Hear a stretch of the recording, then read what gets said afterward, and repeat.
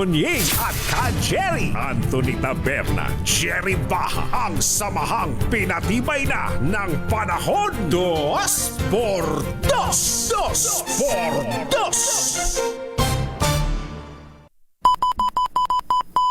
Pilipinas. Ang oras sa hudya. Eksakto en punto. Alas 6 ng umaga. Balitang makatotohanan. Balitang maaasahan. ACS Balita. Walang makakaligtas. Walang makakalampas. Saan mang sulok ng kapuluan. Luzon, Visayas hanggang Kamindanawan. Basta't may balita. Ipagwagwagan ng sikat na tagapagbalita. ACS Balita. Kasama ang 2x2 tandem Anthony Taberna at Jerry Baha. ACS Balita. Ang programang ito ay hatid sa inyo ng ACS Manufacturing Corporation, ISO Certified, maker of world-class quality Pride detergent.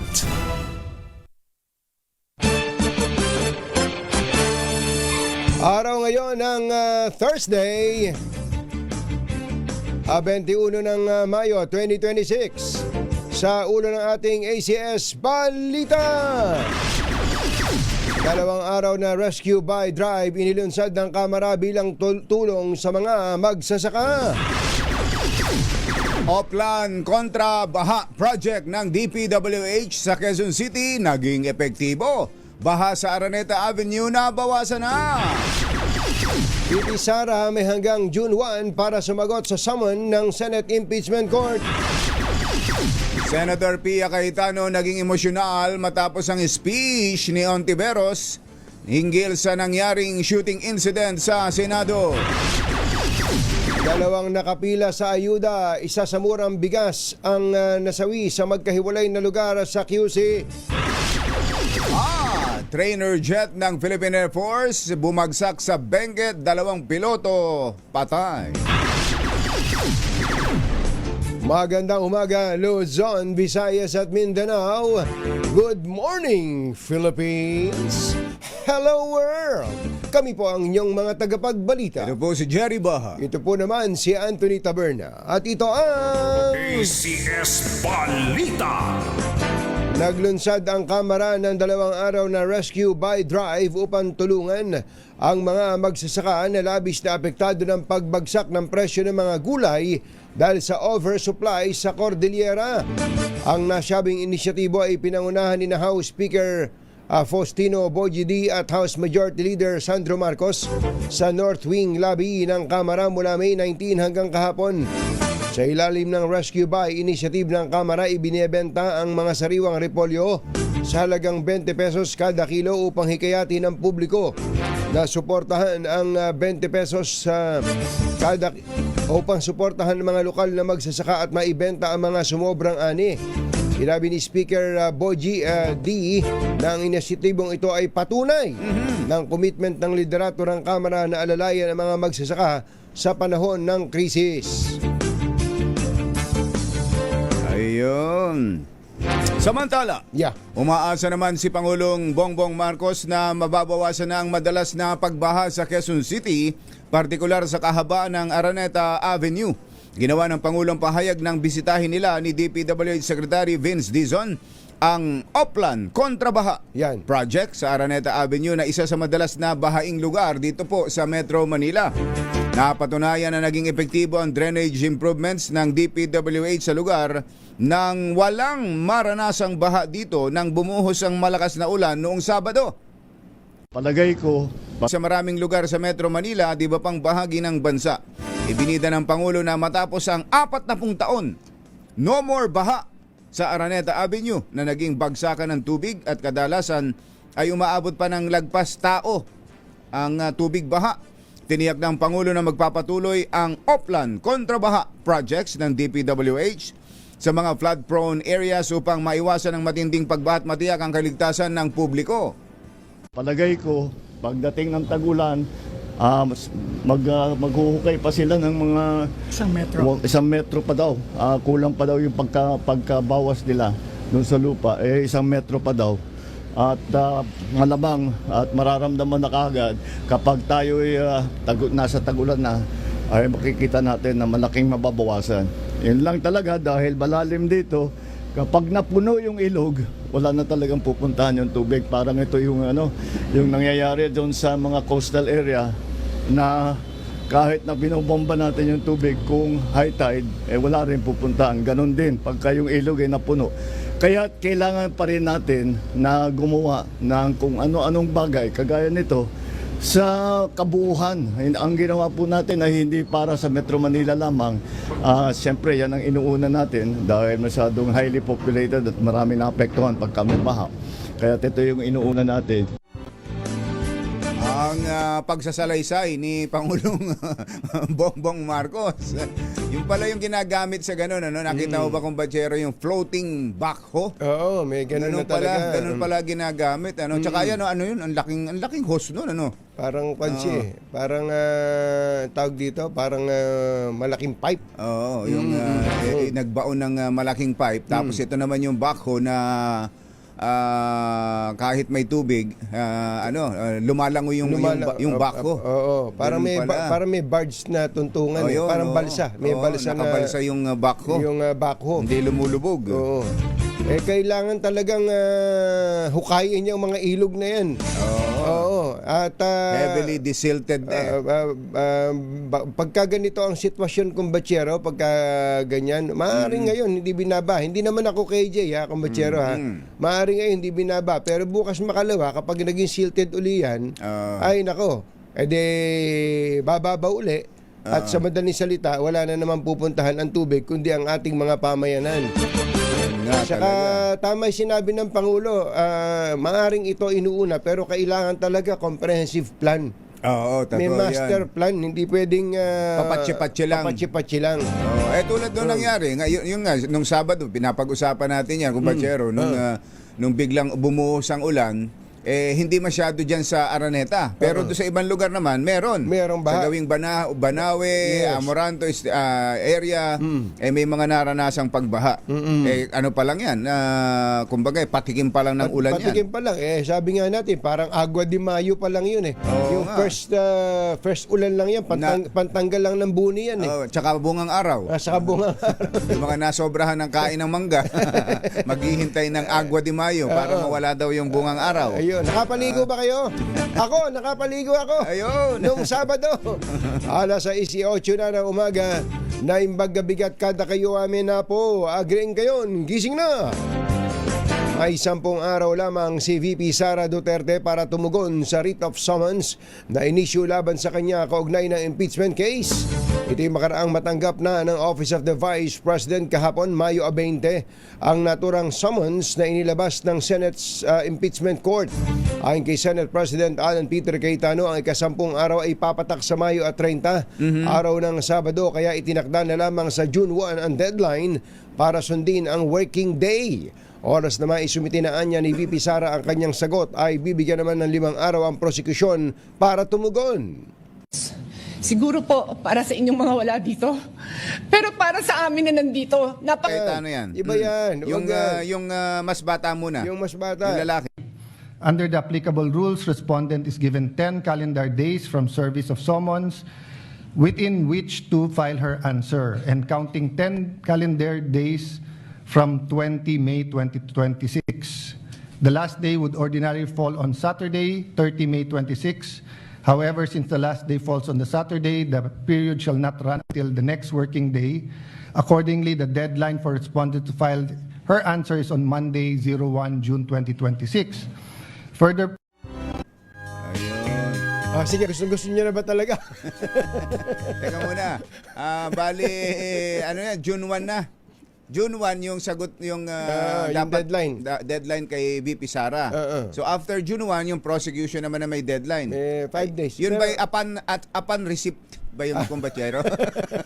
Upon receipt ba yun? Hindi, yung bilang ng araw. Kailangan official Yung bilang ng araw. Kailangan yung merong process server. Yung tawag doon, yung messenger. Yung messenger. Dala-dala yan. Ma'am, Tatatakan, ayan. you've been served. You've been served. Ayan. Pipirmahan mo yun. Ayun, so ang Yun ang ikot ng metro. So sa bilang ay June 1 ang binanggit na pang deadline 10 days, tapos ang prosecute yan ba calendar days o working day? Working days daw, kumbachero eh.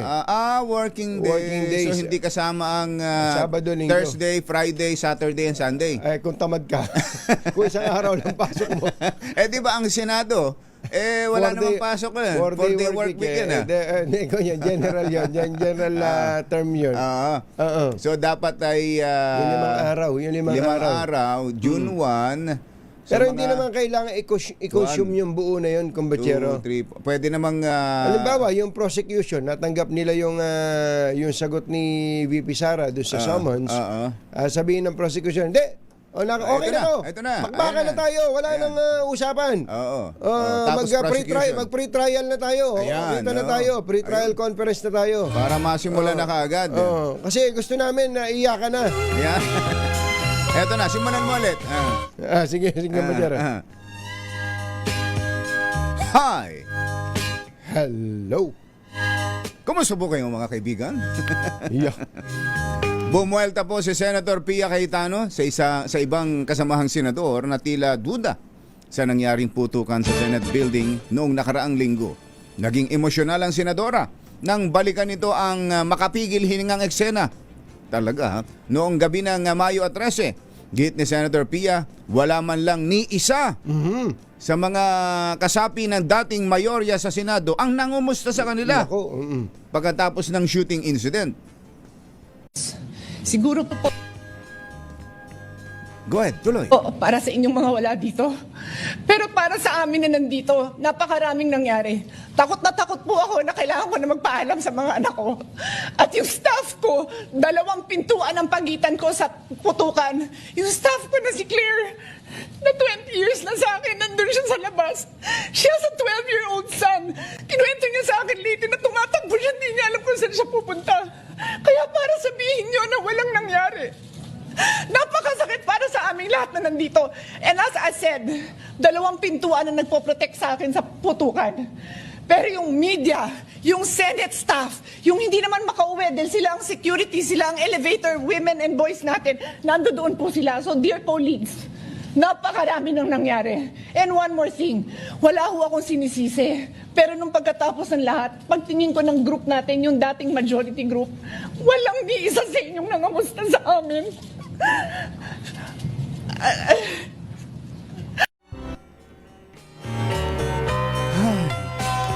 Hello. Hindi high yun. Buntong hininga Buntong pala. hininga yun. Wala talagang naging emotional ang senadora. Nung pinapanood ko nga kahapon yan sabi ko, ganun talaga Iba kasi yung nandoon ka talaga yung tapos yung pagkulob na ganung lugar, yung mga putukan ganun talagang napakalakas Kaya naman ang unang lumapit kay Senator Pia habang nagiging emosyonal ay ang isa pang magaling din sa drama na malapit ng kunin ng DZRH sa para maging drama talent natin. Sino? Tingnan mo, papanoorin mo ulit. Yung unang hindi yan, yung nauna diyan. Yung nauna kay Senator Loren. May nauna kay Senator Loren na parang hinima sa likod si Senator nakita ko na siya nung minsan siyang nagtalumpating mag-isa. Yun. Nakita mo yung performance niya doon. Iba yun. Ayan, nakita mo dyan. Nakuha kaya natin yung eksena na yun. Hindi, naputol Yung nauna. May naunang lumapit kay Senator Pia at talagang, kumbaga, tinatapik sa likod para Tingnan ko kung ba't sinasabi mo. Ayan. Kaya ang DZRH po ay naghahanap pa ng mga dagdag na talent para pumalit kay Bobby Cruz. Ayan, Phil Cruz. At kay Zimatar. At Eloisa Cruz Canlas. Hindi naman natin sinasabing si Senator Pia ay nagdadrama. kumbaga madrama lang yung Madrama yung nangyari sa Senado. Ay, yun. Ayun, Nakita mo? yun. Oo. Nakita mo? Oo. Oo. Nakita mo yun. Ayan. Oo. Pinris mo talaga para Ayun, magtagal. yun. Ayan. Oo. Ayan. Yan ang isa pa. Oo. Kapag napanood yun, pag nakita Ay, nyo pag yan. nakita, hanapin mo nga yun. Hanapin mo nga Hanapin yan. mo nga yung isang mother. Oo. Hanapin mo nga yung isang talumpati naman ni Senator Joel Villanueva nung Ay, naku, talaga naman. talagang sasabihin mo. Anong panama ng mga talent ng DZRH? Ay nako, yung nako, maniwala kayo, yung Meron nga ano yan may gumawa na nga ng video niyan kung Batchero, parang FAMAS. Parang FAMAS award dyan sa performance dyan sa Senado. makikita. Hindi Hahanapin talagang ko nga. hindi, pero sa totoo lang kumbachero, sa Senado talaga iba-ibang emosyon diyan eh. Oo. Minsan matataas ang boses mo. Oo. Dahil ikaw napagtaasan ka ng boses. Oo. Hindi ka naman sanay na mapagtataasan ng boses. Sasabihin mo, kakasuhan ka ng Ethics Committee. Oo. Sa Ethics Committee. Oo. Aabutin na yung kamay mo. Ito pala. Welcome to the 13th Famous Awards for Outstanding Male Actors in the Senate. Hindi makikita kung bachero. Hindi lang makikita. Mamaya mahanapin ni Jeric yan. Hanapin ni Jeric yan. Oo, maganda mapanood ninyo. Oo. Yung mga tagpo sa Senado na ginawang at pumili sila ng best actor. Oo, sa mga panyanyari sa Senado. Abangan po natin yan maya-maya at iba pa sa pagbabalik ng ACS Balita. Pilipinas. Ang oras sa hudyat. Ba't ba may hudyat lagi? 16 minutes after 6. This time check is brought to you by Day. Yuhu! At pag Laundry Day, Friday, all you need is Pride washing machine detergent. May triple stain away formula, katanggalang makapit, madikit, malupit na dumit man siya, kaya easy ang labada. Kaya pala mula noon hanggang ngayon, all you need is Pride. All you need is Pride. ACS. Kasama ang 2x2 tandem Anthony Taberna at Jerry Baha. ACS Balita.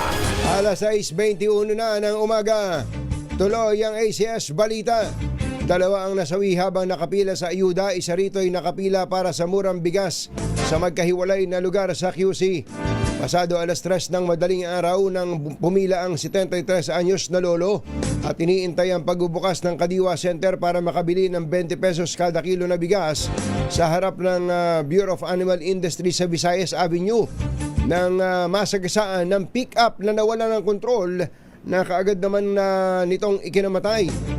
Nasa custody na ng QCPD ang driver ng pick-up habang nagpapatuloy ang investigasyon. Ito yung report Ayan nga ni pala, ni Val Gonzales kahapon eh. Oo nga. Nandun sa gilid yung mga nakapila, Nasa sumampa bangketa. doon sa bangketa yung pick-up na to. Oo, at ang mukhang nakatulog yung driver. Yun ang pangyayari. Grabe, Samantala, dead on arrival naman ang 55 anyos na misis matapos biglang bumagsak at tumama ang noo sa simento habang nakapila para sa cash assistance ng DSWD sa Quezon City Hall. Kinilala ang biktima na si alias Aling Marlene, residente ng barangay sa Uyo, Quezon City. Batay sa medical record ng ginang noong 2021 ay isinugod din si Aling Marlene sa ospital dahil sa hypertension at paglaki ng puso. Patay naman ang dalawang piloto ng Philippine Air Force matapos bumagsak ang sinasakyan nilang SF-260 trainer aircraft sa Benguet.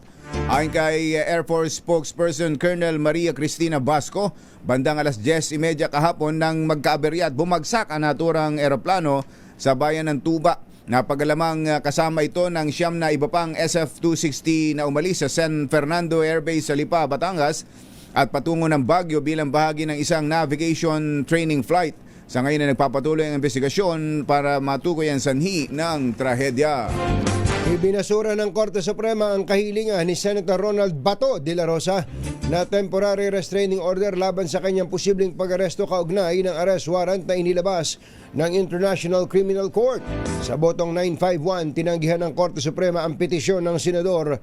Nilinaw po naman ng Korte na ang naging desisyon ay nakatuon lamang sa mga interim relief habang nananatiling nakabinbin ang pangunahing usapin sa kaso. Samantala, giniit ng palasyo na ang naging pasya ng Korte Suprema ay patunay na may visa o valid ang ICC arrest warrant.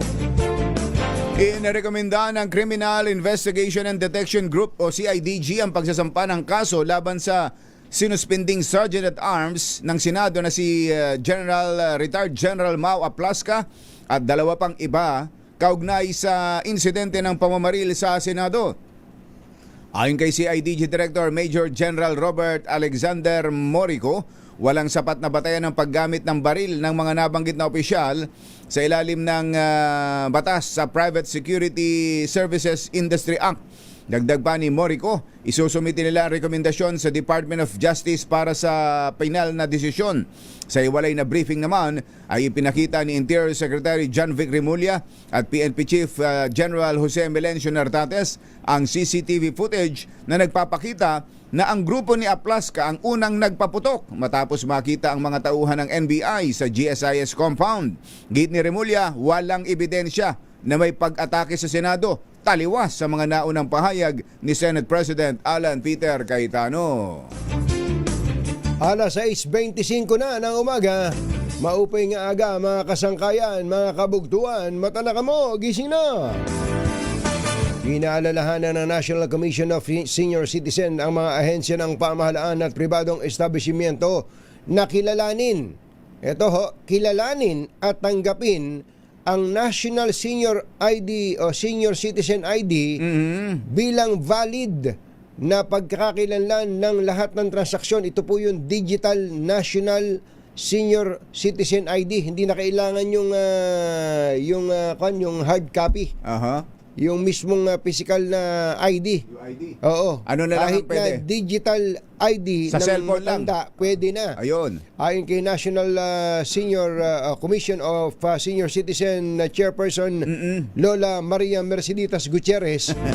Lola Merceditas Gutierrez. Hindi na natin Dating ombudsman.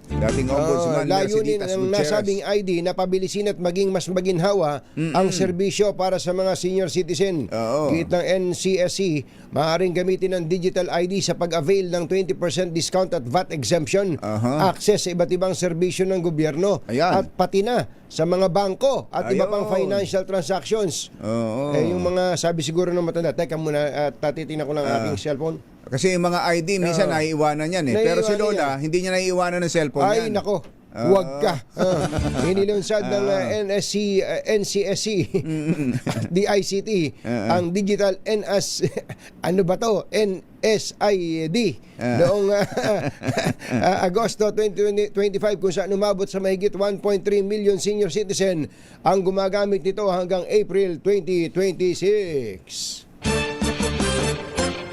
Natapos na ng Department of Transportation ang konstruksyon ng 1,100 kilometers bike lane sa buong bansa. Ayon kay Secretary Giovanni Banoy Lopez, kabilang sa mga nakumpleto na nila ay ang 11.1 kilometer cycleway sa kahabaan ng MacArthur Highway at Philam Friendship Highway sa Angeles, Pampanga. Meron itong Class 2 cycleway na may pavement markings at flexible bollards at rubber delineators bilang proteksyon.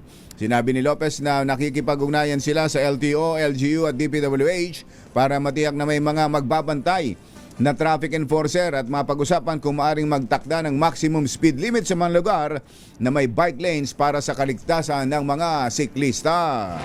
Nagatid ang kabuuan ng ating ACS Balita. Ito po si Anthony Taberna. Ito po si Jerry Baha. Kasama ang 2x2 tandem Anthony Taberna at Jerry Baha. ACS Balita. Ay, dyan po sa mga taga-barangay 598. Damka, Santa Mesa, Manila. Damka. Ano yung Damka? Sambang lugar Hindi kaya, baka kaya, hindi ba nagkamali lang ng type yan? Tama ba to, Damka? Oo. Malapit ba to sa mga motel? Dapat Damka. yun ang palatandaan. Malapit ba to sa mga motel? O sa PUP? Sa Santa Mesa, kapag Santa Mesa. Yuel, hindi mo alam yung motel? Yuel, mapagpanggap ka din dinadaanan yun pagka taga PUP ka, di ba?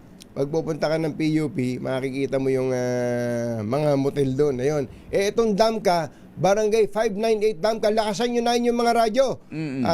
At kung paano man kayo nakakamonitor sa DZRH, sapagkat meron pong isang grupo dyan na namimigay ng pera. Ayan, Oo, namimigay ng pera. Ayan, isang ka pa. Isang ka pa. Namimigay eh. Oo, kaya magpa-cute na kayo sa grupo namin kasama ang Charm Fabcon Purple Eternity. Ready na ba kayong tandaan ang ating word of the day para manalo ka ng DZRH Mini Component? Eto na! At ang ating word of the day ay takot. Takot. Ayan, takot. Ayan, fear. Sa Tagalog daw ay fear. Fear. Nabaliktad eh. Oo nga. Ayan yung... Alin doon ang ating word of the day? Yung takot o yung fear? Parehas na. Fear, pareho. Basta, alam basta mo, yun na rin yun. Fear or takot. Ay, Ayan. kung ano daw nauna, yung fear o second. Saan ba galing yun? Ayan, sabi po, ang context daw po nito, sabi ni Jeric, Pia Cayetanos, takot na takot, speech, sparks, Senate Flix. Ayan na. Ayun, Senate Flix. Senate Nabansagan na palang... Naalala tuloy yung video ni Senator Joel na pang best actor din. Sige nga. Naigayak niyo na ba? Naigayak niyo na ba mga taga DZRH Television? Si Senator Joel. Entry. Ayan. Ang entry ni Senator Joel. Hindi pangalan ng kalye ang pinapalitan. Kaluluwa ng bayan natin ang pinapalitan. Na for almost 40 years hindi ginagalaw. Na for almost 40 years hindi basta-basta pinakikialaman. Bakit? Kaluluwa ng bayan to. Now you see with your own eyes on television. Now you hear the complaints of... Ayun. Naman ang... And the nominees for Best Actor are yung pala una. So yun ang entry. Yun ang entry ni Senator Joe. Yung kay Bato wala. Yung kay Bato. Meron kay Bato. Meron din si Bato. At latest na yun. Dito na yun. Yung magpakita na sa Senado. Yung tinatanong ng media, ba't siya nandun? Ba't siya nandun? Ayun, sabi nyo, meron yun. Nag-init ang ulo. Dahil I am a Senator of the Republic. Sabi niyo gano'n eh. Nung wala ako, hinahanap niyo ako. Nung nandito, tinatanong niyo ako, bakit? Ayan, bakit para something like that?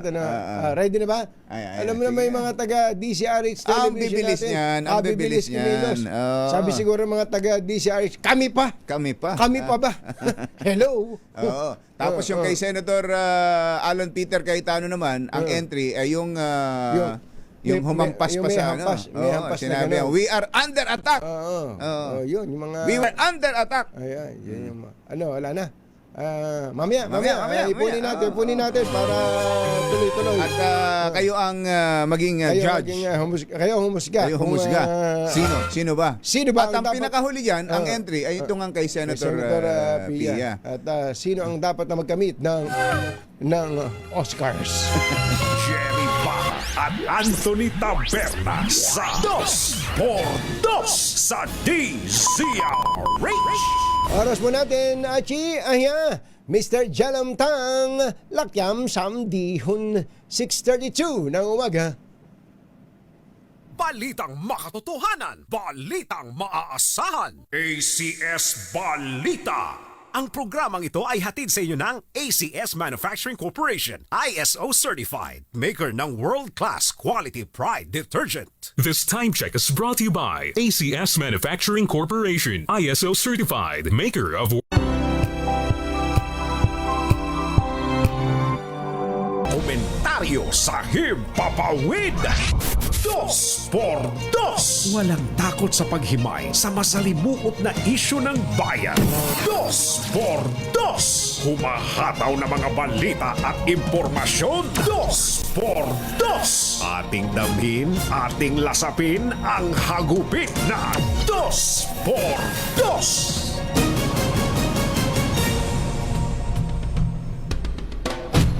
Iginiit ng Malacanang na valid ang arrest warrant na inilabas ng International Criminal Court laban kay Senador Bato de la Rosa. Kasunod ng desisyon ng Korte Suprema na ibasura ang hirit ng senador para sa temporary legal protection laban sa posibleng pag-aresto sa kanya. Sa botong 951, ibinasura ng Supreme Court ang hirit ni Senator Bato para sa temporary relief laban sa pagpapatupad ng ICC arrest warrant dahil sa naging papel niya bilang co-perpetrator sa mga krimen laban sa sangkatauhan na may kinalaman sa war on drugs ng Duterte administration. Nilinaw po ng Korte Suprema na kumilos lamang ito batay sa kahilingan para sa interim relief at hindi pa nakakapagdesisyon sa iba pang aspeto ng kanyang petisyon tulad ng issue sa jurisdiksyon ng ICC. Dahil sa desisyong ito ng Supreme Court, ang hinihintay ngayon ng taong bayan ay Ano? kung iuutos na ni Pangulong Bongbong Marcos ang pag-aresto kay Senator Bato matapos ngang mabigong makakuha ng TRO sa kataas-taasang hukuman. Isyu ng bayan. Katotohanan. Dos por dos. Pag maitim ang balak, magtago ka na. Dos por dos. Si Jerry at si Anthony, narito na. Dos por dos. Hahataw ng todo. Urado ka. Dos por dos. Ang katotohanan, dala nila. Dos por dos. Walang sinasamba pali. Maniwala ka. Dos por dos. Hataw ng gusto, tol. Umasa ka. Dos por dos. Dos por dos.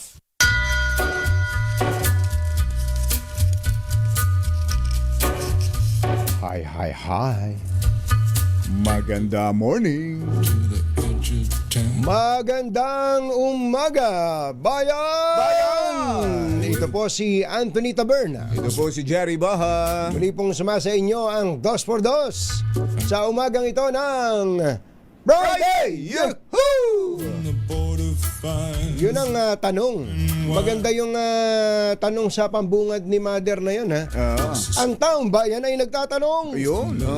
Kung iuutos na ba ng Pangulong Bongbong Marcos ang pagpapaaresto kay Senator Bato. Yan po kasi ang banner story ngayon. Ito, ang banner story ng Philippine Star. SC rejects Bato plea for TRO versus ICC arrest. Yan din po ang banner story ng Manila Times. SC rejects fugitive. Yun na kaagad. Fugitive Senators Petition. Teka muna, yung kanya parehong rejects ang ginamit nila. Reject. Pero doon sa mga headline writer diyan, yung mga estudyante ng journalism diyan, eto naman ang banner story ng Inquirer.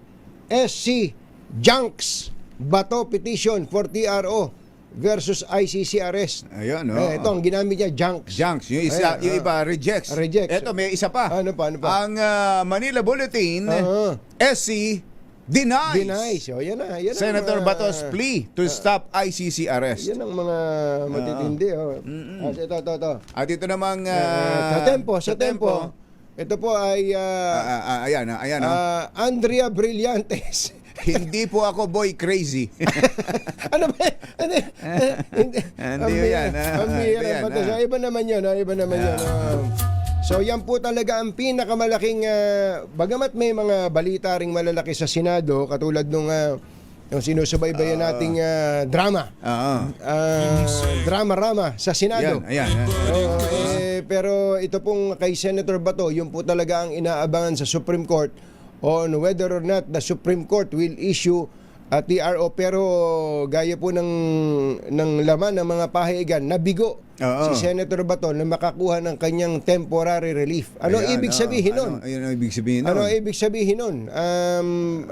Kung hindi siya pinagbigyan sa TRO, kasi pagka may humihingi ka ng TRO, para huwag ipatupad yung ipinatitigil mo. Tama. Kaya ka humihingi ng temporary restraining order. Dahil hindi pinagbigyan yung hinihingi mo, ang ibig sabihin ba nun ay pwede nang ituloy yung pagpapatupad nung binabawalan mong ipatupad. Sa mga nakalipas na panahon, ganun ang mga nakita at naobserbahan natin na kapag walang TRO, tuloy i-implement kung ano man yung ipinatitigil na aksyon. Correct, Kumbachero. But of course, gaya rin po nung sinabi ng Korte Suprema, ano sabi ng Korte Suprema, ito po ay para dun sa temporary relief na hinihingi niya at hindi pa ito yung mismong puso. Ayan, nung kaso. Basahin nga natin yung desisyon ng yung sinabi ng Korte Suprema. Ito. Narito po. Ito po ay ipinalabas na press briefer ng kataas-taasang hukumang yung Tagalog na babasahin na natin may nakalagay pong Office of the Spokesperson, Ayan, Supreme Court of the Philippines. Ano? Bakit gano'n? Sabi po, yung sa talatang 3, ganito po ang nakasulat. Sa pagkakaliwat na po sa wikang Filipino. Ang interim relief o pansamantalang lunas lang ang napagpasyahan ng Korte Suprema. Ayan. Re-resolbahin pa, pansinin po nyo, re-resolbahin pa ang mga pangunahing issue na inihain ng mga partido sa kanilang mga pleading at motion sa mismong pangunahing kaso. Oo, yan. Kapag kasi yung iba hindi maintindihan kung ba't siya kapag sobrang lalim Eto sa iliwat natin ngayon sa wikang English. The Supreme Court, ang Korte Suprema only decided ay nagpasya lamang on the prayers sa mga panalangin from interim relief para sa pansamantalang lunas. The main issues raised, ang pangunahing issue na itinaas by the parties ng mga nagsasayaw-sayaw in their pleadings, mga nagkakatuwaan sa kanilang mga kahilingan and motions at mga galawan ay yet to be resolved in the main case. Hindi pa natutugunan sa pangunahing issue. Ayun po mga kaibigan ang sinabi. Ang tanong ngayon, pwede na bang hulihin? Yun. Pwede na bang dakpin ng mga law enforcement agencies si Senator Bato dahil sa ICC baka arrest warrant? Baka pwedeng makontak natin ang kahit na sinong abogadong walang kinikilingan, walang pinoprotektahan, serbisyong totoo lang. Dapat ganun walang lamangan. So isang abogado at pwede rin na hanapin natin ang isang abogado sa panig naman ni Senator Bato. Yung abogado na niya mismo, si Senator Attorney Torion. Attorney Torion. O kaya yung manganganta. Ano pangalan ng abogado? Si Juan Mig Bondok. Juan Mig Bondok. Ayan, si Juan Mig Bondok. Ay, magaling kumanta yan. Masamang tao lang ang takot sa dalawang to. Kaya kung maitim ang balak, magtago ka na! Anthony Taberna, Jerry Baja, 2 por 2. 2 por 2. Oras po natin, mga kabayan kong Filipino-Chinese, Lakyam Shaplak, 6:46 ng umaga.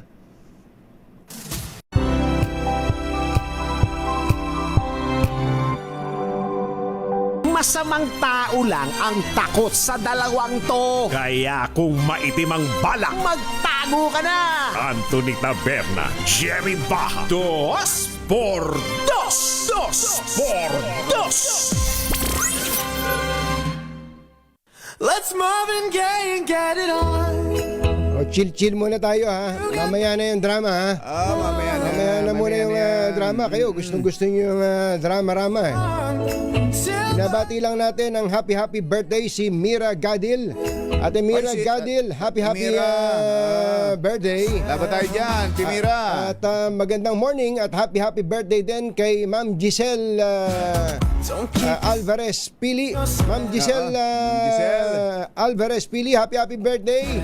Good morning at binabati kayo ng iyong butihing may bahay na si Kuyang Ruel Pili. Si Director Jerry Mr. Cupido Asuncion, hindi niya birthday ngayon pero siya ay nakatutok. Ayun. 24 oras. Ayun. Good morning. Ganun din kay Kuyang Jerry Haspio. Na lagi ring nakasubaybay. Kumusta kayo dyan? At kay Colonel Marlon Santos. Oo, Ay, sino ba congratulations. Talaga, sino ba talaga ang In-appoint daw na spokesperson to the PNP chief.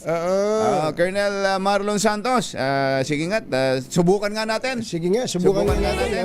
Si Kuya Marlon Santos ba to na taga SFM? Sige siya. Ay, congratulations din kay Cynthia Balana ng Daily Tribune na nasungkit ang Icon of Change International Award. Aba, si Cynthia. Cynthia Balana. Si Cynthia Balana. Ng Tribune. Naghahanap po kami ng mga Congratulations, Cynthia. ng abogado. Ilang libo na abogado ngayon, kumbatsero? 700,000 yata. 700,000. Alam nyo, sa dami-dami ng abogado, sabi nga nila, if you have 10 lawyers in a room, meron silang 11 opinion. You will get 2 rooms of opinions from lawyers. Pero yung pa isang problema natin, ano? Ang hirap maghanap ng abogado na walang kinikilingan. Walang pinoprotektahan. Serbisyong totoo lang.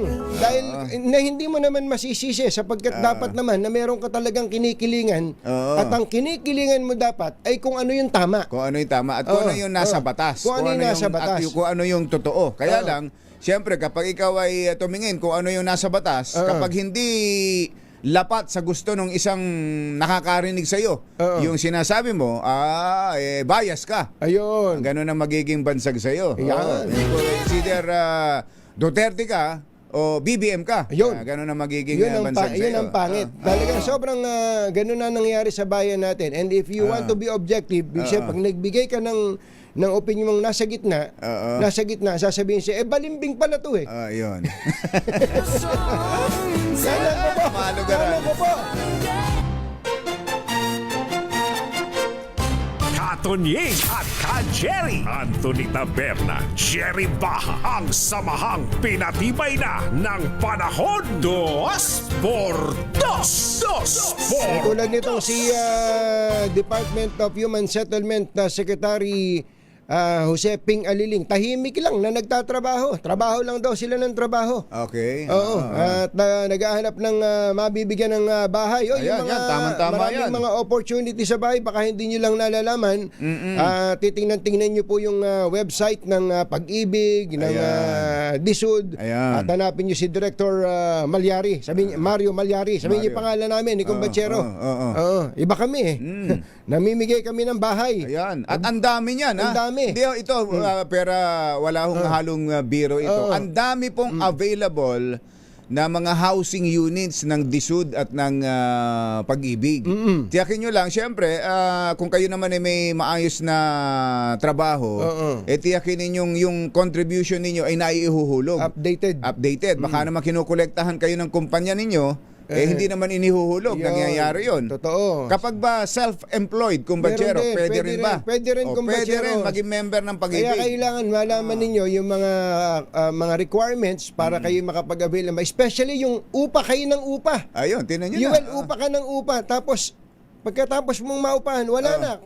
Tapo na yung pera mo. Ngayon, hindi naman mapapasayo yun, yung hindi inuupahan mapapasayo. mo. Alam nyo, may mga programa ang gobyerno na parang rent to own. Ayan, saan ka rent naman? to own.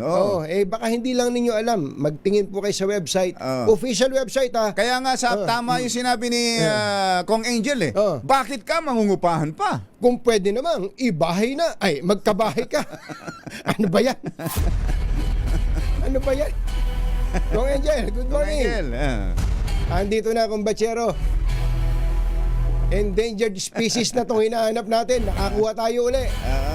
Abalahin natin. Attorney Domingo Cayosa, ang dating IBP President. Attorney Cayosa, magandang morning. Si Katunying po at saka si Ka-Jerry.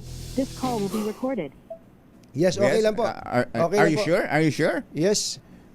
To check do you really want to record this conversation? Yes, to check the quality of this the service of our company, we will be recording this conversation if our call center agent is abusive. But why? I don't know.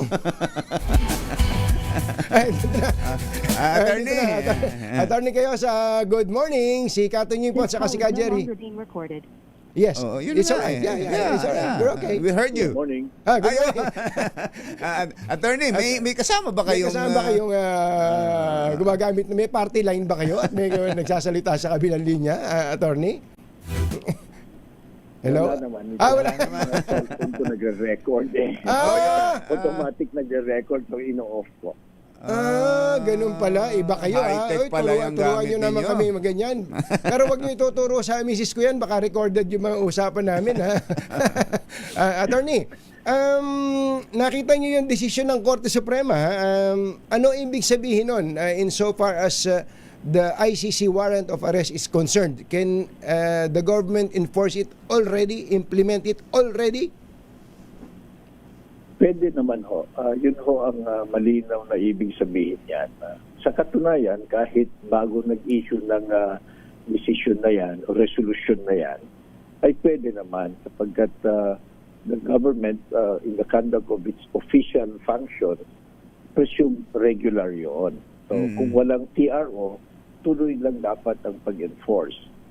So ngayon, mas malinaw na kasi mismo na ho ang Supreme Court ang nagsabi na hindi nila pagbibigyan yung hiling ng kampo ni Senator De La Rosa na patigilin yung pag-enforce ng warrant of arrest.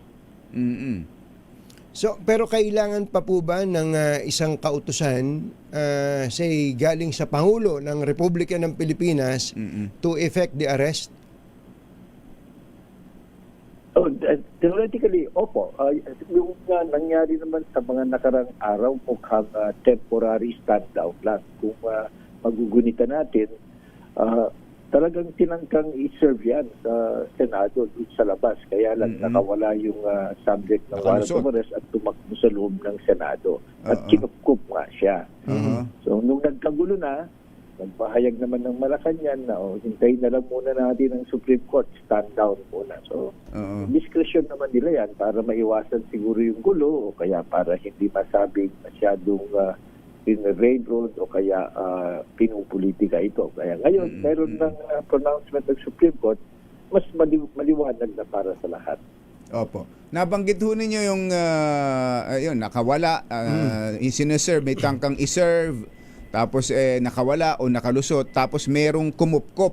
Hindi ho ba, wala ho bang pananagutan kung sino man ang kumupkop o kung sino man at hanggang nung kopkopin hanggang sa magtakas kay Senator Bato na subject ng isang arrest warrant?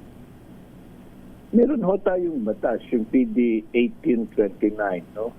Na nag-define ng obstruction of justice. So, depende ho dun sa kinakalabasan ng mga investigasyon at mabuti naman na iniimbestiga na nila iba't ibang ahensya kung mapapakita dun sa nakalap nilang series of events na there was knowingly hindering, impeding or frustrating or delaying yung apprehension, investigation or prosecution of a criminal offender. Yung nga si Senator Bato de la Rosa. Maaaring baka mahulog ho na makasuhan sila ng obstruction of justice. Kahit po yung arrest warrant naman, hindi naman galing sa anumang korte dito sa atin, sa Pilipinas. Well, hindi ho naman kinakailangan local court lang. Kasi yung batas na yan, hindi naman sinasabi na kailangan local court lang. Sa katunayan nga, ay kinikilala naman ng mga local laws natin yung ilang mga international tribunal o courts. So, assume na kasama ito. Hindi ho kasi nagdi-distinguish ang ating batas o kaya ang ating konstitusyon dun sa mga ginamit na kataga tungkol sa yung pag-aaresto. So kung talagang merong valid warrant of arrest, kagaya nito, pinatutuhanan na mismo kaagad ng ICC at mismo ang ating Supreme Court ho, sa mga nakaraang mga decision nila, kinikilala naman nila yung continuing jurisdiction ng ICC pagdating sa mga kaso na nasimulan ng naimbestigahan at napoprosecute bago kumalas ang Republika ng Pilipinas sa Rome Statute. Yun po ba ang implikasyon nun, Attorney Cayosa, na parang kinilala na rin ng Supreme Court yung ICC arrest warrant dahil sa hindi sila nag-issue ng TRO? Pwede ba nating sabihin ganun? Opo. Opo, kasi kung ang tingin ng Supreme Court void yun, kaagad ng-TRO. Kasi nga naman, irreparable injury ang mangyayari dun sa arestong Pilipino na wala naman palang visa yung ICC warrant of arrest. So, it is an implied recognition. At hindi pa nga nila linalabas kasi yung kabuuan ng desisyon. But I'm pretty sure na diniscuss yan dun sa mas mahabang desisyon. Implied recognition. Implied recognition na po ito ng Supreme Court dun sa ICC. Ano? Ganon. Arrest warrant. Oho, malamang dun pag ilabas nila, kasi sabi nila, hindi ilalabas daw nila in the next few days or few weeks, dun makikita natin yon yung kabuuan. Pero kaya nga hindi nag-issue ng TRO kasi that's the premise dun sa hindi pag-issue ng TRO. Kasi kung hindi kinikilala ng Supreme Court yung ICC jurisdiction o yung warrant of arrest, di nag-TRO na sana sila. Naglabas ka Meron na ho kasi silang mga naunang desisyon na kinikilala naman yung ICC. continuing jurisdiction ng ICC at yung residual obligation ng gobyerno natin na makipag-cooperate sa ICC. Opo. Total na banggit niyo po yan. Kinlaro po, very emphatic po ang Supreme Court dun sa kanilang nilabas na statement. The Supreme Court only decided on the prayers for interim relief. The main issues raised by the parties, ulitin ko lang po, the main issues raised by the parties in their pleadings and motions are yet to be resolved in the main case. Pasensya na po kayo, attorney, pero hindi po ba pwedeng i-interpret ninyo na hintayin nyo. Either way, pwede rin kaming magdesisyon dun sa mas malaking issue, yung main issue. At baka nga ito'y pumabor kay Bato or at sa iba pa na kumukontra sa gobyerno rito. Well, maaari ho. Totoo naman yan. Kasi yung TRO, preliminary remedy lamang yan. Ibig sabihin, habang dinidinig o pinag-iisipan yung main petition, humihingi ng temporary relief. So, hindi binigay. Pero usually, binibigay yung temporary relief kung talagang nakikita nila na yung ginagawa ng isang ahensya ng gobyerno, walang kabase-basehan. It is oppressive, whimsical, no basis in fact or in law. So, usually yan, binibigay nila. So, dito, tinimbang na rin nila. Tinignan na rin nila yung mga batas. So, hindi nag-issue ng TRO. So, ang linaw yan. Ngayon, babalikan nila yung main petition at titignan nila ulit. But usually ho, yung mga argumento doon ay nagagamit na rin dito sa pag-consider ng preliminary relief. So it could be a mirror of the thinking of the majority of the members of the court. Kung ang tanong, maaari bang ibahin nila? Maaari siguro. Yes. But usually, ganun na nga yun. Kasi yung mga arguments ng magkabilang panig na isabit na And this is only a question of law. Hindi na ito question of fact. Kinilala nga na, kinonfirm na yan ng ICC na sa kanila talaga yan. Ang subject talaga si Senator Bato. So yung mga ganyan na issue, factual issue, wala na. Question of law na lang. Pareho naman yung batas. Sa ngayon, na nag-deny ng TRO, hanggang dun sa pagtalakay nila dun sa main case. Actually po, ang napansin ko rin po dito, attorney, yung pong resolusyon ng Supreme Court sa interim relief, yung prayer for TRO ni Senator Bato, ay talagang diniscuss nila extensively.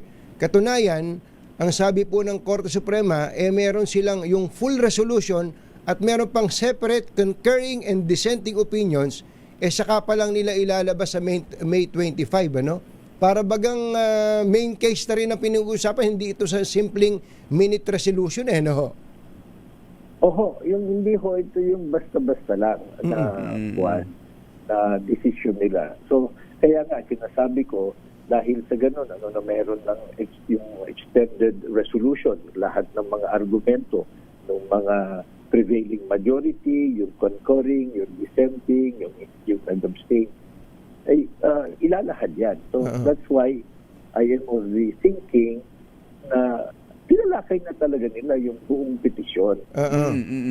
Siguro, mga fine-tuning na lang ang ginagawa nila. Of course, hindi natin alam, hindi natin din napipredict at Supreme Court kung minsan nabibigla na lang. Tama.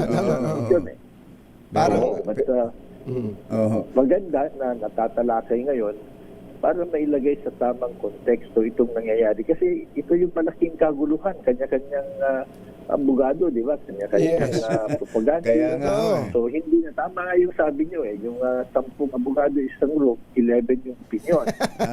Pero attorney, Go ahead po. So, sa atin, maganda na mga ganitong importanteng mga issue, sana naman, i-resolve ng Supreme Court, tundukan sa lalong madaling panahon. Kasi nga, kaya nagkakagulo kasi kanya-kanyang mga claims, di ba? Kung minsan, na-pervert na yung batas. Kung minsan, katawa-tawa na pinagsasabi. But sa ating mamamayan, siyempre, depende sa yung political color, na-persuade ka o kaya yun lang ang linyang tinitignan mo. Hindi mo na tinitignan yung ibang counter-arguments o yung ibang batas na related dito. Yung pong sa Senado po, sabi nila manipis yung majority versus the minority, ano? Pero ito pong desisyon ng Supreme Court nito na 951 for the temporary relief, hindi ba madaling baklasin yung 9 at masway naman ng mga dissenters to their side yung nasa kabilang panig para po magbago ang kanilang pasya sa main petition mismo, sa main issue? Well, it is possible but highly improbable. Kasi nga gaya na nabanggit ko, wala namang pagbabago sa facts Usually, yung Supreme Court, nagbabago yan. Depende kung may lumabas na bagong factual basis, di ba? O nagkamali sila. Ito kasi question of law. At ang issue na ito, hindi bago Noong panahon ng pag-aresto kay dating Pangulong Tigo, umakyat na rin ang kapamilya niya sa Supreme Court. Ganon din ang argumento nila. Anong ginawa ng Supreme Court? Hindi sila binigyan ng relief Hinayaan nilang mag-slide na lang at binamali, nandun naman siya doon. Kinonfirm na nila na siya talaga ang subject, etc. No? At hindi naman napapabayaan yung kanyang human rights doon. So ganon, dahil hindi nila tinuldukan doon, kasi nga parang moot academic, nandun na Pero usually at Supreme Court, sa mga mahalagang mga issue, kahit moot academic na, dinidesisyon pa rin, na-explain pa rin nila. Para in the future, magabayan ng taong bayan. Hindi nila ginawa. Kaya, panibagong petisyon ito. But if you look at all of these, mga series of cases tungkol sa ICC, at pag-aralan ng maayos yung pinagsasabi ng Supreme Court, patungo talaga dun sa recognizing the jurisdiction of the ICC. Opo, okay. At tama kayo kailangan once and for all matuldukan ito at na maging yung tuldok malinaw. Kumbachero, considering hindi pa natatapos kay Senator Bato meron pa ibang subject ng arrest warrant daw. Meron pang iba. At yun nga nanganak ng iba't ibang conflict and issues ito, Attorney Cayosa. Pero dito sa sitwasyon na yan na ipinaliwanag ninyo, kailangan pa bang ang presidente ang mag-utos ng pag-aresto? O pwede nang kahit sinong head of law enforcement agency mag-implement ng arrest? At kung kayo po tatanungin, would you recommend na mismong ang Pangulo ang mag-utos?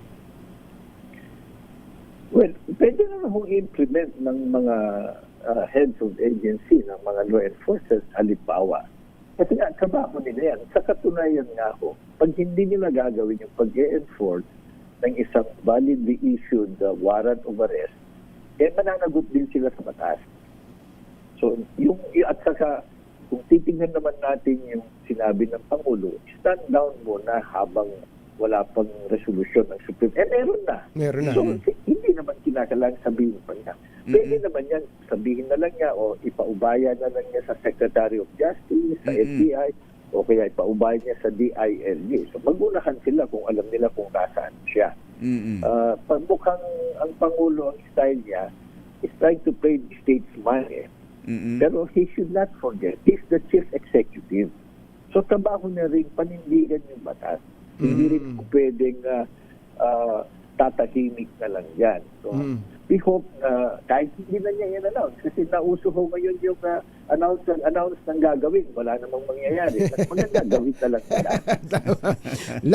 Sir, isa na lang, on another matter na lang, tungkol sa impeachment naman po. Gaya ang pinag-uusapan, depende sa abogado nagsasalita. Sa party po ninyo, dating IBP President, ano po ba opinion nyo dun sa point na what if the Vice President resigns? Dapat pa bang ituloy yung impeachment trial sa kanya o hindi na? At ano po ang magiging epekto nun insofar as the penalty is concerned, yung accessory penalty of perpetual disqualification from holding public office?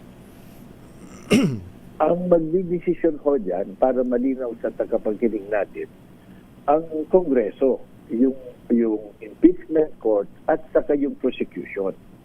Kasi pwede naman na kahit mag-resign siya, ituloy pa rin yung pagdidinig. Kasi nga, yun ang kahalagahan ng impeachment process. Hindi lamang ko para sa mga senador ito o kaya mga congressman as prosecutors na numbers game lang. Hindi ko tama yun. Propaganda lang yun. Importante dito na nakikita ng taong bayan, ano ba talaga ang tunay? Ano ba talaga yung nangyari? Ano bang ebidensya? Anong argumento? Anong batas ang sinasabit ng magkabilang panig? That's very important because that's the essence of accountability. Malaman ang katotohanan. Kaya nga, ito whole impeachment required by no less than the Constitution na nasa publiko.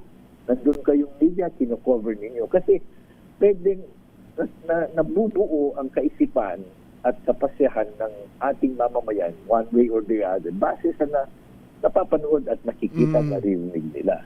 So, yun ho ang dapat tandaan ng mga mambabatas natin. So, pwede rin, gaya ng mga nakaraan, na nag-resign na lang sila. Yung isa, tumakbo yung complex chairman, tumakbo sa US. Yung isa naman, nag-resign ng ombudsman, hindi na nila tituloy. Dahil siguro, patingin nila, sapat na yan. Kasi hindi naman sila ganun ka-importante na opisyal ng mundo. Ito ho kasi Vice President at maaaring maging presidente pa siya. So, ang essence ho kasi ng bakit hindi lang tatanggalin yan, hindi na paupuin. Kasi nga ho, ang kung guilty, ina-avoid ng Constitution na paulit-uli yan. So, kaya pabigyan din ng pagkakataon na to cause damage to the public service, kanyang opisina, o kaya sa anumang posisyon sa gobyerno. So, kung magpasya sila na ituloy, kahit mag-resign, pwede ho yun. Pwede po. Kasi dalawa ho yung penalty, hindi lang naman iisa eh. Hindi lang removal. Sa opisina. And, ang nakagalagay yung and, hindi or. And, so, ibig sabihin, automatic na disqualified ka. Yun nga ho yung mas matinding warning sa ating mga matataas na opisyal, di ba? Na magpakatino kayo kasi matataas ang inyong posisyon at makapangyarihan kayo. Kasi kung hindi, totally disqualified kayo in public office. So, sa aking tingin, for those two reasons, mas maganda kung ituloy nila. Kasi there has to be a closure dito. Closure. Hindi ho yung parang pinalampas na lang o kaya i-dismiss ka agad. O kaya mag-resign na lang ako, wag na lang ituloy yung kaso. May closure. So, kaya lang, importansya nito. pahabol, attorney, paano kung ang bagong majority ngayon sa Senado, na sila rin yung presiding Impeachment court. impeachment court, mag-decide na i-dismiss na yung kaso, total nag-resign na pwede ho ba yun? Pwede rin ho ba yun?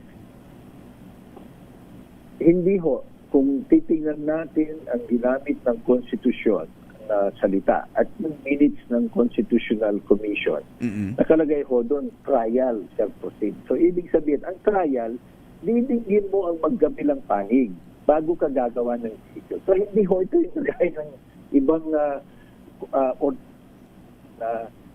i-dismiss na lang kaagad. Oo. Kahit walang trial.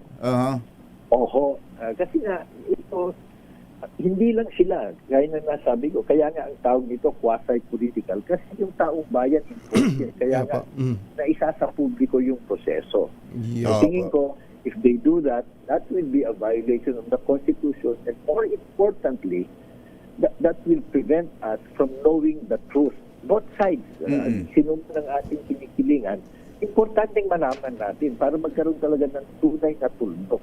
Opo. At accountability, napaka-important din yun. At behind the accountability really is, ano ho ba yung katotohanan? Okay. Attorney Domingo Cayosa, sir, maraming salamat. Magandang umaga po sa inyo. Maraming salamat. Magandang umaga po sa lahat. Thank you! Pangunahing balita! Balitang bagong-bago! Balitang dapat alam mo! Balitang magdadagdag ng talino! Dahil bagong impormasyon, makibalita! Unang-una sa DZRH! Pangunahing balita! Kasama ang 2x2 tandem nina Anthony Taberna at Jerry Baha. Sa ulo ng ating mga pangunahing balita, hirit na TRO ni Senator Bato de la Rosa ibinasura ng Korte Suprema. ICC warrant valid ayon sa Malacanang.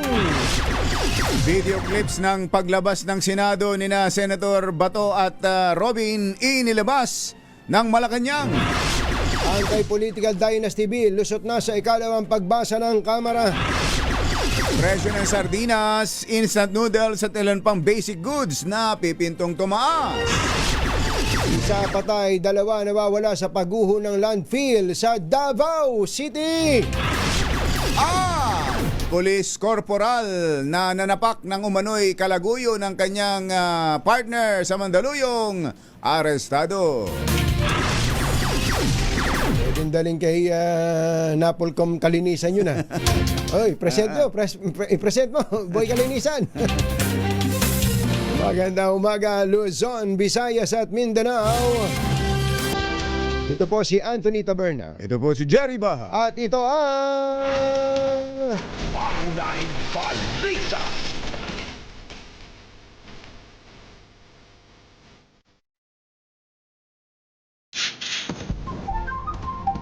Tumutok sa DZRH at nanalo ng isang 1,000 pesos sa Malacash promo kasama ang Charm Popcorn Purple Eternity. Yon, andito na siya. Si Erwin, may nanalo na sa Santa Mesa. Go, go, go! Yes, Katonika, Jerry, ito nga ang masipag manood habang nagtatrabaho sa kanyang patola-patola. Ano ba yung patola-patola na nandito sa computeran? Pangalan po ng pwesto po namin. Opo. Ayan, patola-patola computer. Dito yan sa Damka, Santa Mesa, Old Santa Mesa. Bakit nga ba tinawag na Damka ito? Bakit tinawag na dam ka? Walang kopyahan. Po, sigurado. Ito nung araw kasi, ito yung tawiran na papunta ng San Juan at nang papunta ng Manila. So, Damka. Damka. Barangay 598 po. Halika, Damka. Yun, no? Iniimbita lahat na dumadaan. Halika, Damka. Tuwing umaga, tignan mo naman yung kanyang TV. Oh. Ayan, ang linaw-linaw na papanood dito sa kalsada. Yung programa nyo ni Jerry Baha. Ito nga, 2x2. Yes po. Dahil sino pa ba ito mga announcer tuwing umaga? Si Jerry at si Anthony. Anthony Taberna, Jerry Baha, 2x2 at meron kang 1,000 pieces. Thank you po sa DCRH at kay Jerry at si Anthony. Thank you, sir. Thank you. Kailangan masagot mo na yung ating word of the day para makakuha mo yung ating medium component. At word of the day, takot po. Takot, yun. Yan, oo. Dahil nakuha mo ang ating takot, ito ang ating word of the day, ito ang ating medium component natin sa atin ng Astron, ang official registered partner ng DZRH. Alagang Astron, alagang maasahan. Meron ka rin grocery mula yan sa ACS at sa DZRH. At hindi lang yan, meron ka rin pampabango ng damit, ang Charm Popcorn Purple Eternity na eterno naman natin sa ating DZRH t-shirt. Yan na kapag ilalaban nyo ang pinakabago disenyo ng DZRH t-shirt, gamitan niya ng Charm Popcorn. Salamat po sa DCRH. At Wala, natutulala ito. Natutulala. Thank you. Maraming salamat. Siyempre sa mga nais manalo ng 1,000 pieces, lagi tumutok sa DZRH. Baka nasa sunod dating winner sa DZRH Malacash promo, kasama ang Charm Popcorn Purple Eternity. RH number 6, Sherwin Battle Faro DZRH. Una sa Pilipinas, una sa Pilipino. Thank you, Sherwin. Mga nangunguna. Mga bagong balita sa DZRH. Pangunahing balita. Doon sa mga textmates natin, mga text partners, mga nanonood sa YouTube, sa Facebook at iba pa, sa tingin nyo, sino po ang dapat manalo ng Best Actor o Best Actress Award? Diyan po sa Senado. Nakapanood naman kayo ng mga... You be the judge. You be the judge. Kailangan... Sino ba? Ano ba ang mga entry? Siyempre, yung... may na-play na tayo natin, kanina. Si Senator Pia. Pero yung galawan ni Senator Loren Ligarda, yung iba din. Iba din. Hindi pa nagsasalita. Mata pa lang. Mata pa lang. Papatak na luha mo. Tapos, siyempre, Joel Villanueva, Alan Cayetano, Bato de la Rosa. Nakaready na yung Bato de la Rosa. Bago nga tayo mag-break, ang Bato de la Rosa, ito po ang entry ni Bato de la Rosa. Sige nga. Sige. Papasok! This is the Senate! Wala silang respeto sa institusyon ng Senado. Yan lang ang NBI. Ha? Ano pong plano niyo, sir, sa ginawa sa inyo, sir? Pag-usap kami. Yung gagawin namin. But why are you here, sir? Bakit po kayo napapasok dito? Ay, ang senator ng Republic. Kung hindi ko mapasok, kinahanap niyo ako. Di ba? Ngayon mapasok ako, tatanungin niyo ako bakit ako pumapasok. But sir, may kinalaman sa pag-poster para makabuo ng numbers po. Lahat yan, trabaho ng senador.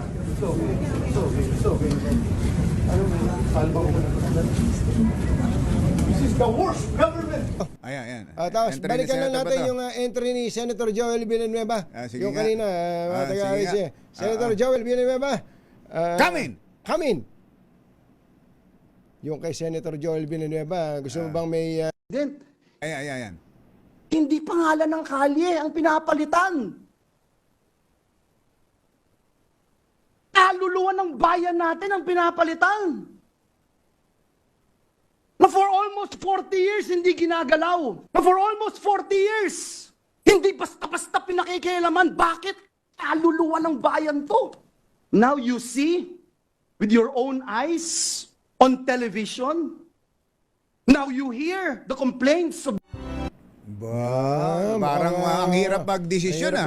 Lalo pa dyan. yung may gamit pa si Senator Joel. Yung umiikot na... Chumibo.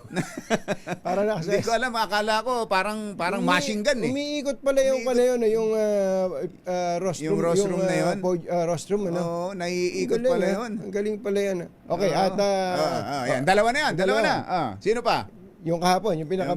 Kay Senator Pia. Senator Pia. Sige nga. Siguro po para sa inyong mga wala dito. Pero para sa amin na nandito, napakaraming nangyari. Takot na takot po ako na kailangan ko na magpaalam sa mga anak ko. At yung staff ko, 2 pintuan ang pagitan ko sa putukan. Yung staff ko na si Claire, na 20 years na sa akin, nandun siya sa labas. She has a 12-year-old son. Kinuwento niya sa akin late na tumatakbo siya, hindi niya alam kung saan siya pupunta. Kaya para sabihin niyo na walang nangyari. Napakasakit para sa aming lahat na nandito. And as I said, 2 pintuan na nagpo-protect sa akin sa putukan. Pero yung media, yung Senate staff, yung hindi naman makauwi dahil sila ang security, sila ang elevator women and boys natin, nandoon po sila. So dear colleagues, napakarami nang nangyari. And one more thing, wala ho akong sinisisi. Pero nung pagkatapos ng lahat, pagtingin ko ng group natin, yung dating majority group, walang ni isa sa inyong nangamusta sa amin.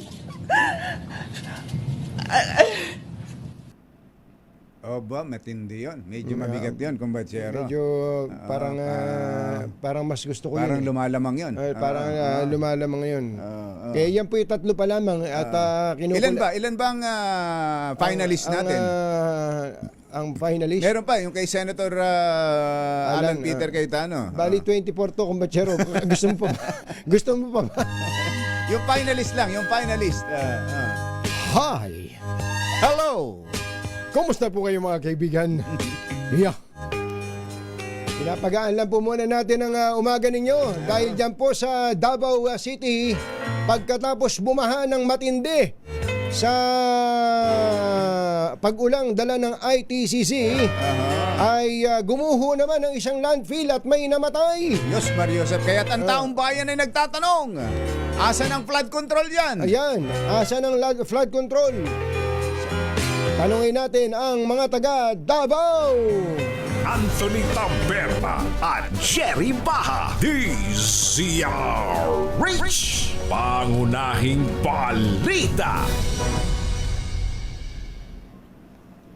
This time check is brought to you by ACS.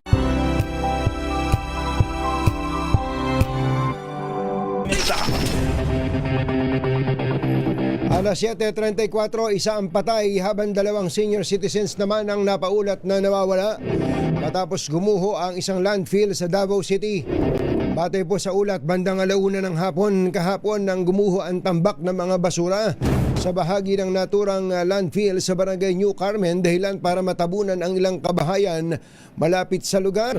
Kwento ng kaanak ng nasawi, nanguhuli sila ng mga alaga nilang biik nang mangyari ang pagguho. Isa sa mga itinuturong posibleng dahilan ng trash slide incident ay ang tuloy-tuloy na mga pag-ulan sa naturang lugar. At tama-tama, kumbachero, speaking of ulan, mukhang malapit ng magtagulan. Kausapin natin si DPWH Secretary Vince Dizon. Secretary Vince, magandang morning. Si Katunying po at saka si Ka Jerry. Magandang umaga po, Katunying, Ka Jerry. Opo. Pasensya na po, medyo paus ng konti. Opo, parang sanay na kami na napaos na kayo, Secretary. Oo nga. Sanay na kami. Parang yan ang normal nyo. Parang yan ang normal nyo. Dahil sa... Oo nga, isang taon ng ganito eh. Opo. Well, Secretary, unahin lang po namin yung Davao dahil kahapon at saka no isang araw pa ay napaulat ng matinding pagbaha sa Davao dahil lang sa pag-ulan. Hindi pa panahon ng bagyo, Secretary. Ano ho bang report sa inyo? Opo, ito nga ho, unang-una nandito po ako sa Pampanga ngayon, dito sa Araya. Kasi may chinecheck din akong ito yung mga flood control project dito na hindi maayos ang pagkagawa, na inaayos na natin ngayon para maprotektahan po yung mga kababayan natin ditong binabaha. So tuloy-tuloy po, ganyan naman, ang katigin-tiginan ni PBBM sa atin pa, nung itong simula ng taon. Kailangan lahat ng pwede nating magawa habang parating ang tag-ulan, gawin na natin. Para kahit paano naman, maibsan natin kahit konti ng mga kababayan natin dahil dito sa pagbaba. So, ito nga po, kahapon, nandun kami ni Pangulo sa G. Araneta, sa E. Rodriguez, kasi alam nyo naman, isa sa mga pinakagrabing binabahang lugar yan sa Metro Manila. Madagas yan, konting ulan lang. Hanggang bewang, hanggang dibdib. Tapos pag malakas na ulan, talagang lampas tao dyan. So, meron po tayong minadagi dyan na pag-i-improve ng drainage, tsaka nagde-dredging tayo sa San Juan River. So, in-inspection po yan ng Pangulo kahapon, at yung pong pag-i-improve ng drainage, tsaka yung paglalagay ng mga mobile pumps, matatapos na po natin next week. Sandali, papakita lang namin, Secretary Vince, mga taga RHTV, pakita lang natin yung sa Araneta. Ito yun, bilib na bilib si Kumbachero na lumulutang yung backhoe. Yung backhoe Meron palang ganon. Ano ba yung tinutuntungan na yun? Balsa? Parang may salbabida yung Makalutang po yan. Floating backhoe po yan, tawag dyan. Floating backhoe. Opo. Floating backhoe po ang tawag. Katunying, Ka Jerry, nung palang January, nagsimula na tayo mag-dredge dyan sa San Juan River. Katulong po ng San Miguel Corporation, dahil po sa tulong na binibigay sa atin ni Mr. Ramon Am. January pa lang, tuloy-tuloy na po tayo nag-dredge dyan sa area na yan. At dahil po sa tulungan natin dyan, mahigit 1 metro na po ang nahukay natin dyan. Kaya po, lumalim na ho ng lumalim yan, dahil dati, napakababaw na niyan, Katunying, Ka Jerry. Ito parte ng San Juan River? San Juan River po ba itong pinapakita natin na to? Yes, opo, okay. San Juan River po yan. Kasi lahat po ng tubig, dyan sa G. Araneta, dyan po ang tapon. Ang problema po dati, dahil napakababaw na po niyan dahil sa dami ng basura, dami ng lupa, dami ng putik, konting ulan lang po, napupuno na ho yung San Juan River. So, ang nangyayari, pag napuno yan, wala nang pupuntahan ng tubig, talaga magbabaha na ho dyan. At ang problema pa, hindi lang mabilis magbaha, napakatagal po bago humupa ng tubig. Yun na nga. So, yan po talaga kailangan. Pinapaliwanag na po natin kay Pangulo kahapon na hindi lang po iisa ang solusyon sa baha. Sabay-sabay po dapat ginagawa yan. Yung pag-improve ng drainage, yung pagdedredge, paglilinis ng basura, tapos yung mobile pump para po mabilis na ilabas ng tubig, ilabas ng bomba yung tubig na nasa kalye. So lahat po yan ginagawa natin at siguro by next week, tapos na po yung ating drainage improvement na times 3 po natin yung laki ng ating mga drainage. Dati po napakaliit ng mga drainage dyan. At ang bilis po ngayon po mas malaki na at bago na. Kasama niyo pala si Mr. Mahar Lagmay ng yung dati ano ba tawag doon, NOAA? Project NOAA po. Sila po ang ating mga consultant. Sila po ang advisor natin para sinasabi nila yung bang ginagawa nyo, DPWH, epektibo ba yan? Talaga bang makakatulong yan? So, sila po ang nagbibigay sa amin ng datos, ng siyensya, para masigurado naman yung ginagawa natin talagang makakatulong. Pagka po ba ang volume ng ulan mas malakas? Halimbawa panahon na talaga ng tag-ulan. Kakayanin po ba yan? Kapag medyo mahina-hina lang ulan, saka lang walang baha.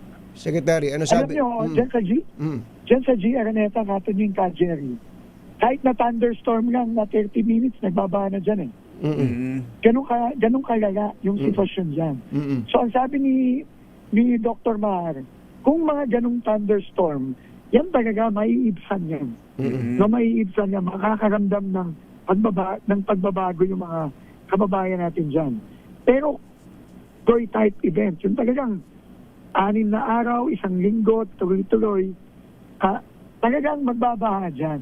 Pero, kailangan, ang importante, meron pa tayong gawin na iba pang mga bagay.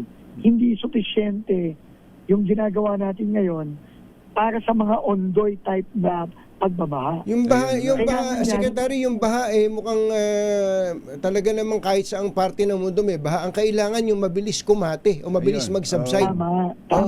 Tama po yan. So, ang next na gagawin natin dyan, na nakikipagtulungan tayo kay Mayor Joy Belmonte, is naghahanap tayong tinatawag nilang mga detention pond o detention basin. Yung pag-iimbakan ng tubig. Na bago imbes na lahat pumupunta lahat sa San Juan River, meron munang temporary na pag-iimbakan na pupuntahan yung tubig. Kasi kapag yan ondoy type event, Katunying Jerry, tapos dire-diretso yan sa San Juan River, kahit anong pang gawin natin, talagang mapupuno yung San Juan River. At pag napuno yung San Juan River, wala nang pupuntahan yung tubig. So kailangan natin gumawa ng iba pang mga proyekto na pag-iimbakan ng tubig. Yan, medyo matagal-tagal yan. Tapos matagal-tagal yan. Yung sa Metro Manila, tukoy na ninyo saka may Oplan Baha kayo kasama yung mga private sector. Opo. Yan po bang nandyan sa Arayat na pupuntahan nyo ngayon? Nandyan palakaan nyo kayo ngayon? Dito po ako ngayon. Ano yan? Gumuho ba yung flood control project na yan dati? O ano ba nangyayari dyan? Unang-una, butas-butas, hindi tapos. Unang-una. So, pagka po ang dike, butas-butas, bali wala po yan. Kasi yung tubig papasok pa rin sa mga komunidad, sa mga bahay ng mga kababayan natin. So ngayon, sinasara po natin yan. Kagaya din nung ginagawa natin sa Bulacan. Doon sa epicenter nitong flood control scandal natin. So yun po ang unang ginagawa natin. So inspectioning ko ngayon yung ongoing na pinapamadali natin. Okay. Tapos meron din po tayong ginagawa dito na nagde-dredging din tayo ng mga lupa na hinarang na yung Pampanga River. So kailangan yun kasi kapag kagaya dito sa sa Metro Manila, kapag ka napupulo na yung ilog, wala na. Sa bahay na, sa komunidad na pupunta ang tubig. So nagda-dredging tayo ngayon, katulong ni Governor Nanay Pineda at ni Vice Governor Dennis Pineda. Yes, So sir. yun po yung dalawang tinitignan ko ngayon. Ongoing na po ito, matagal na. Pero tinitignan ko po yung progreso natin. Kasi nga, sabi nyo nga, mukhang parating na yung mga ulan. Opo. Paspasan natin ang lalo. Sinampulan na tayo nitong nakaraang May araw. patikim na. At again, sir, pasensya na. Ito yung unang tanong ko sa inyo at ito na rin ang last question namin. Ano po ang nangyari doon sa Davao? Bakit, pasensya, sabi nga nila hindi pa naman ganun katindi ang, wala pang bagyo, pero bakit bumaha na ng todo sa Davao? Ito nga yung pinapacheck ko sa ating regional director, no? Bakit nagkaganon, no? Kasi malaki-laki ang nagastos din sa Davao, no? Na pondo. So bakit nagkaganon? So titignan po natin yan. Pero yung pong gumuho na tulay, last na lang, Catherine Jerry, yung Calyawa Bridge na gumuho, sinisimulan na ho natin ang pagpapagawa. One day after, nag-mobilize na tayo.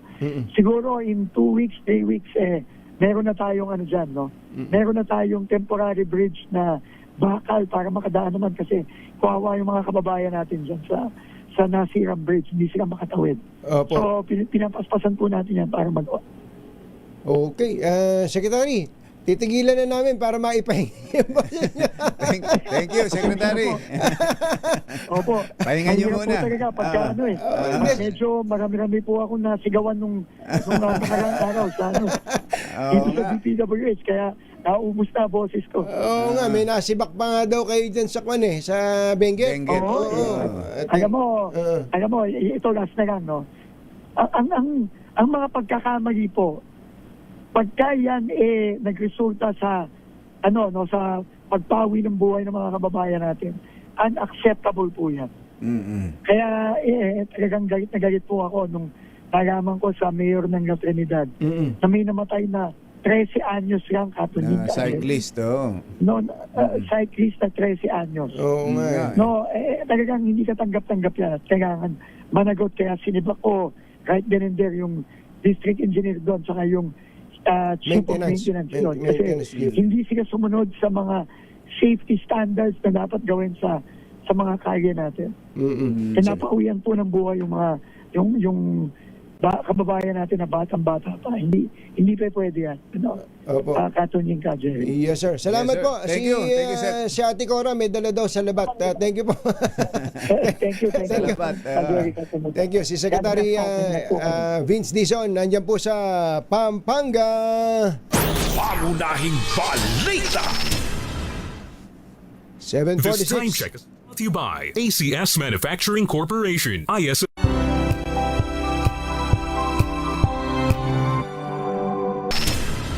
Ayun. Paano? Hindi ba lang kayo nakatikim ng kung sinong nanalo, ha? Sino nanalo? Sige, ipasok muna natin to, kumbachero. Dahil tayo nagkukumahog, wala na pala tayong oras. Pero ito, ihabol natin. Itong police corporal na nanapak. May ipipresent na naman si Kalinisan. Oy, Vice Chairman Kalinisan ng Napolcom, eto, ipresent mo to. Ayan, merong police corporal na pampasikat to. Nananapak ng kalaguyo. Kalaguyo ng kanyang partner. Oo. Kalaguyo ng kanyang partner. Sa madaling salita, iniputan sa ulo to si corporal, kaya nakapanapak. Ayun, kaya ipipresent, maganda i-present yan. Ganun nga ba? RH52, Edniel Parosa. Kami na dyan! Abangan natin kung ipe-present yan. I-present yan, mahilig yun Kinasuhan na itong isang police corporal matapos manapak ng hinalan niyang kalaguyo ng kinakasama sa Mandaluyong City. Ayon kay Police Colonel Reynan Patam, Chief of Police ng Mandaluyong City Police Station, nasa custody nila itong suspect na naka-assign sa QCPD at sumuko rin naman sa kalaunan sa kanyang station commander. Nangyari itong insidente na magkasalubong itong suspect at kanyang biktima sa Barangay Addition Hills.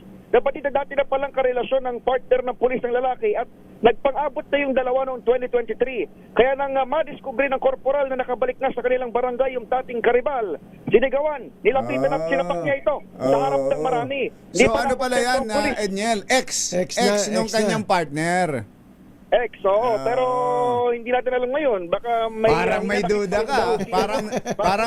Para bang may nag-rekindle na damdamin. Na-trigger ba? Na-trigger. Ito, pahayag ni Police Colonel Reynan Patam. Dahil nakita niya yung lalaki. Kasi nga, siguro dinamdam pa rin niya yung nangyari noon, noong 2023. Nung nagkaroon kaya sila ng initial na confrontation noon, umalis din yung lalaki sa area. Hindi niya alam na nakabalik na pala. Kaya nung nakita niya, nabigla din siya, nagalit siya. Ang tinig ng hepe ng Mandaluyong Police, humaharap ngayon sa mga kasong physical injury at grave threat. Itong naaresto ng police corporal. Ako si Edniel Parrosa, DZRH. Una sa Pilipinas, una sa Pilipino. Kabilis ng oras. Kabilis talaga ng oras. Magandang umaga pala kay ating Rochelle Ramos. At Rochelle, good morning. Kumusta ba si Kuya Aris? Ayan. Meron lang panawagan ng Highway Patrol Group, kumpatsero, ang HPG NAG, National Advisory Group. Anniversary ride is coming May 30, 2026. Tinatawagan ng lahat ng mga graduates ng MCRC, EMCRC, MRST, SMRC at Organic HPG personnel para sa HPG NAG Anniversary Ride 2026.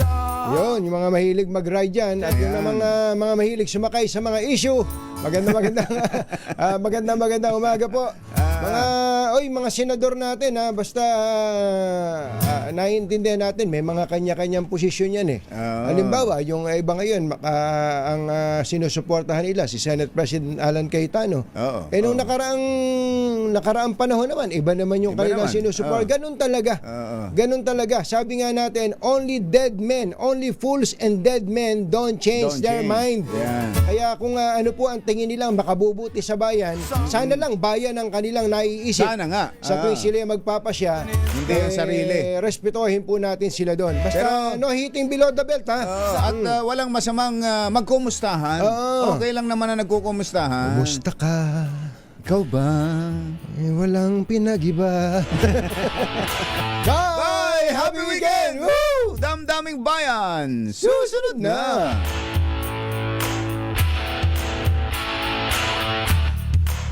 This time check